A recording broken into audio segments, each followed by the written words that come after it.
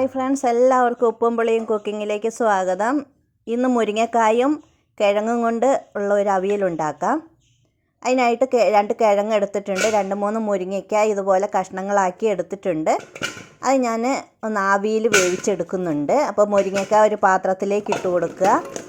അതുപോലെ തന്നെ കിഴങ്ങും കഷ്ണങ്ങളാക്കിയതിന് ശേഷം ഇതേപോലെ നീളത്തിൽ കഷ്ണങ്ങളാക്കി ഞാൻ അരിഞ്ഞെടുത്തിട്ടുണ്ട്, അതും ചേർത്ത് കൊടുക്കുക. ഇനി അതിലേക്ക് ആവശ്യത്തിന് ഉപ്പ് ചേർക്കാം. 1/2 ടീസ്പൂൺ ഉപ്പ് ചേർക്കുക. ഇനി വേണമെങ്കിൽ പിന്നീട് ചേർക്കാം. 1/4 ടീസ്പൂൺ മഞ്ഞൾപ്പൊടി ചേർക്കുക. 3 പച്ചമുളക് കീറിയിടുക.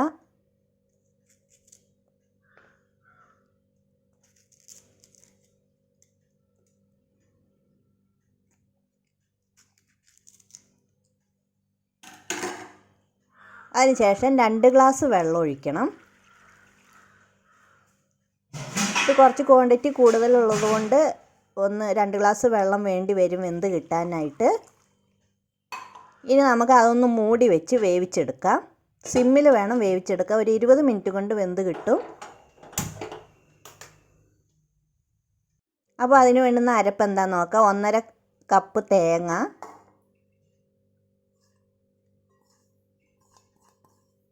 ഒരു 5-6 പച്ചമുളക് എടുക്കുന്നുണ്ട്. 3 പച്ചമുളക് ഞാൻ വേവിക്കുന്നതിൽ കീറിയിട്ടിട്ടുണ്ട്. ഒരു 5-6 പച്ചമുളക്, 2 അല്ലി വെളുത്തുള്ളി, ഒരു 1/4 ടീസ്പൂൺ ജീരകം, കുറച്ച് കറിവേപ്പില. ഇത്രയും സാധനങ്ങൾ മിക്സിയിലിട്ടൊന്ന് അടിച്ചെടുക്കുന്നുണ്ട്. അരയേണ്ട ആവശ്യമില്ല, ഒന്ന് ചതച്ചെടുത്താൽ മതിയാകും. ഒരു കപ്പ് തൈര് എടുത്തിട്ടുണ്ട്.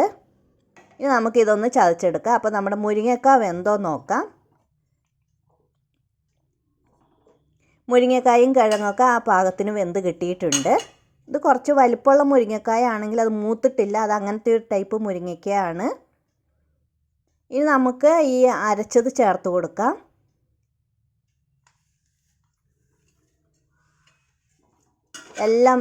എല്ലാ ഭാഗത്തേക്കും എത്തുന്ന പോലെ ഒന്ന് മെല്ലെ ഇളക്കി യോജിപ്പിക്കുക.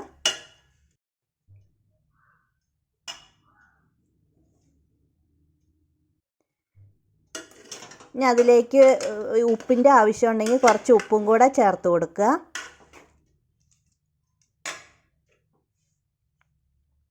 തൈര് ഒഴിക്കുമ്പോൾ നമുക്ക് കുറച്ചും കൂടെ ഉപ്പ് വേണ്ടി വരും. ഉപ്പ് ചേർത്തതിന് ശേഷം ആ തൈരും കൂടെ ചേർത്ത് കൊടുക്കുക. പുളി അനുസരിച്ച് നമുക്ക് ചേർക്കാവുന്നതാണ്.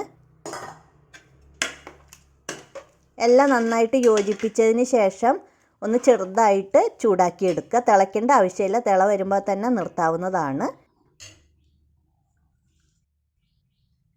അതിലേക്ക് കുറച്ച് കറിവേപ്പില വിതറിയിട്ട് കൊടുക്കുക. ഇനി 2-3 ടേബിൾ സ്പൂൺ വെളിച്ചെണ്ണ കൂടി ഒഴിച്ചു കൊടുക്കണം.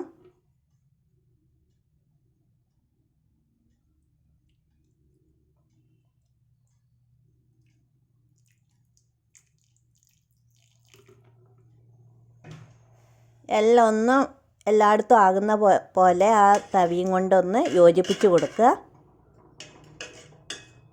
ഇപ്പോൾ നമ്മുടെ മുരിങ്ങക്കായും കിഴങ്ങും കൊണ്ടുള്ള അവിയൽ ഇവിടെ റെഡി ആയിട്ടുണ്ട്. എല്ലാവരും ചെയ്ത് നോക്കുക. താങ്ക്